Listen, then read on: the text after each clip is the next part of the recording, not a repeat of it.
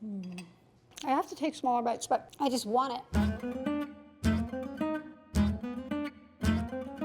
Hi, I'm Melissa Clark. I'm a food reporter for the New York Times, and I'm here at the NYT Cooking Studio to make one of the classics of French cuisine, beef bourguignon. Justifiably one of the great treasures of France. At its heart, it's really simple. The key is to use an entire bottle of red Burgundy wine. Combining the wine with the beef and letting it simmer, you get just the most succulent meat, a winey sauce. It's full of aromatic vegetables, and it is one of the most delicious things you can make on a cold day, even on a warm day. So we have the recipe link below. Follow along. First step is you want to season your beef. We have a big piece of stewing beef here. You're looking for some marbling. So this connective tissue and fat is going to melt in the heat of the oven when it braises, and that's going to give the sauce so much richness. This is a chuck. You can use pretty much any kind of stewing beef though. So ask for stewing beef. You can use short ribs, you could use round, but this is just a nice piece of chuck, and I'm going to cut it into big chunks before I season it. It's just nice to have a big, generous piece of meat that is gonna fall apart. You are not gonna need to cut it with a knife when it's on your plate. If you have time, get your beef a little bit ahead of time, put it in the fridge and let it get cold. It just cuts so much more easily when it's cold. Whenever you cook really any kind of meat, if you season it ahead, it gives the salt a chance to really get into the flesh, really season it. I mean, if you can do it the day before, great. Even if you do it an hour before, 2 hours before. I always say when you're seasoning, imagine that you are going to eat this meat. Like this is cooked meat, it's on your plate. How much salt and how much pepper would you put on it? So just imagine that in your head and then double it. And then you just want to cover it and throw it in the fridge. So the beef has been resting, it's absorbed all that salt and pepper flavor. Lardon. Lardon is a classic ingredient in beef bourguignon. Basically, they're bacon, it's been cured, but it hasn't been smoked. You want big chunks because you want them to have a presence. I'm gonna brown them, use the vat from the lardon to sear the beef, and then we're gonna save the actual lardon for a crunchy garnish. We're gonna do them at a moderate heat. We're not gonna do them too high.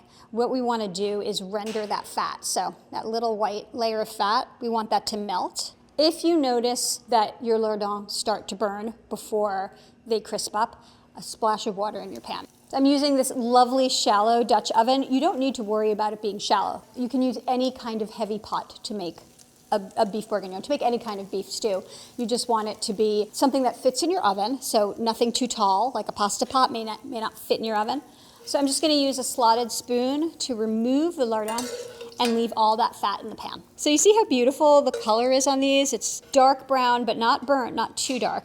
You know what I'm not gonna do? I'm not gonna eat these. It's gonna be very hard, but I'm not gonna do it. Not all of them anyway. And now I'm gonna use this nice hot lardon fat to sear my beef. So you wanna get a nice dark brown color on this beef as I'm searing it, and that is really important because that is the foundation of your sauce, along with the wine. The caramelization of the beef is called a fond, and that is just, it's that delicious, rich flavor that really underpins all good stews and braises. Now take your time with this step. We're gonna let the meat get very brown on all sides. Just doing this is gonna take like 10 or 15 minutes. So be prepared.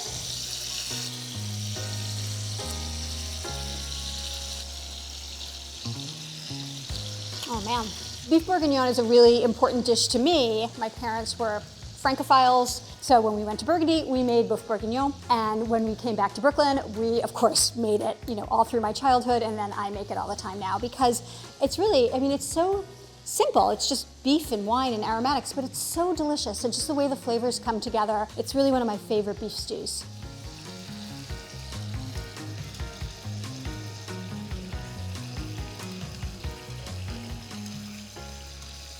We are going to add the onions and the carrots to this hot fat.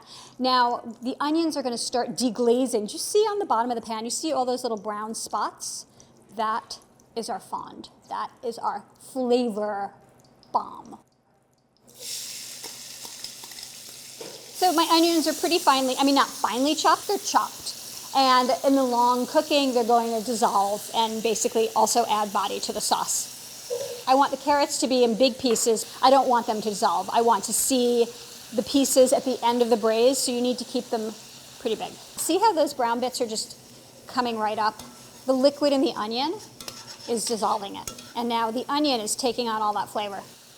At this point, we're really just looking for the onions to kind of break down a little bit, get tender. Don't worry about the carrots. The carrots are not gonna soften in this amount of time. They're gonna soften as the stew cooks, as we put it in the oven. The onions need to become translucent and a little bit soft, and then we know that they're ready. I'm going to add my garlic and my tomato paste. I wanna get the garlic going. I wanna get some caramelization on the garlic, but I also wanna get some caramelization on the tomato paste. Just deepens the flavor. And tomato paste, it's an umami ingredient, so it gives the sauce both sweetness, umami, and a little bit of color. When you add flour to this, you want to make sure to cook the flour. You want to toast it. You don't want to taste raw flour. So you add this to the hot fat. It turns toasty colored. It really turns the color of toast. And then you know you've cooked off the floury taste, and it will help thicken the sauce at the end. All right, so this is beef bourguignon, which means the wine is from Burgundy, because it's classic. Can I get the cork out? Thank you. My hands are greasy. So what happens if you make beef bourguignon with a wine that is not a Burgundy? Nothing. It's gonna be just as good. It won't be as classic, but it'll be just as good. So if you have a bottle of whatever red wine you have, it's gonna work. Try not to use something too sweet. You really want a dry wine, so you don't want a sweet wine here. But if you have a Bordeaux, you could call it boeuf à la bordelaise, which probably exists. Now I'm gonna add my aromatics, just some thyme and a bay leaf. So I am gonna add half of the lardon back to the pot, and the other half is gonna be our topping in the pan. I'm gonna cover it. My oven is preheated to 350. You can cook it at 350 or 325, depending on your oven. The bottom line is oven temperature really doesn't matter that much. You want a low simmer. You want to let the meat cook until it's done. You could do it on top of the stove. You could do it in a slow cooker. Just at this stage, pour everything into a slow cooker. You have so many options. It's very forgiving, so don't worry. All right, you know what? See all that stuff on the bottom there? I want that. Because that's flavor right there. Into the pan. Whew, it's heavy. So you want to cook it for like an hour and a half, 2 hours, 2.5, depends on your oven. But you want to turn the meat like halfway through. And the reason you want to turn the meat is so that it cooks evenly. I'm going to check it in 45 minutes. I'm going to turn the meat, and then we'll keep going from there. Beef bourguignon typically has a topping of mushrooms and little pearl onions. You don't want to do this ahead. This is the kind of thing to do maybe half an hour or an hour before you're ready to serve them. Otherwise, they just get soggy. Pearl onions, the way to peel these, you could peel them with a knife. The way I like to peel them is I take a little pot of boiling water, I blanch them for a minute, drain them, and then the skin just pops right off. So I'm just using cute little small mushrooms. These are creminis. You could use white button mushrooms. You could really use any kind of mushroom you want here. These, or the white ones, are the classics. First thing we're gonna do is pour some water in and let them steam. Olive oil, a pinch of sugar, which is gonna help with the caramelization. Okay, 2 pinches of sugar, 2 pinches of salt, and a little bit of pepper. Cover the pan and just let them steam.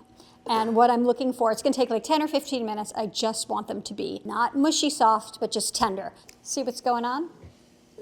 Okay, yeah, you can see they've changed color. They've gotten a little glazy. So that's from the olive oil. But now what I'm gonna do is I'm gonna uncover them and raise the heat and get some nice golden spots, some golden caramelization. If you're impatient for these to brown, or if you want them to be a deeper, richer brown, throw in a little butter. That's what you want. See that caramelization? Beautiful. All right, so this is ready. So this is a swap of our beef bourguignon that we made yesterday, and I really wanted to show you what it looks like when it's chilled overnight. So all stews, all braises are better if you make them a day ahead. Let them cool, put them in the fridge, and then reheat. It gives the flavors time to marry, but it also gives you a chance to remove the fat from the top. This is what it looks like. You see that layer of white fat? That's part lardon and part beef fat. And all I'm gonna do is I'm gonna take this fat off, but I'm gonna save it. I never throw this out. This is gonna go in my freezer, and then one day when I'm roasting potatoes, I'll be like, oh my gosh, I have that beef bourguignon fat. I'm just gonna put it in my potatoes. Why would you throw out beautifully flavored fat? It's good stuff. So once you've taken the fat off, you want to heat it up. You can do it in a 350-degree oven, or you can do it on top of the stove at a low simmer. You don't want to boil your meat. You've cooked it slow and low, it's nice and tender, and boiling it is gonna toughen it up. This is good. I've got most of the fat off, you can see, and then there's still a little bit left for flavor. We'll go the low, slow on top of the stove way. So this is ready to go. Let's see what it looks like. Oh, it's gorgeous.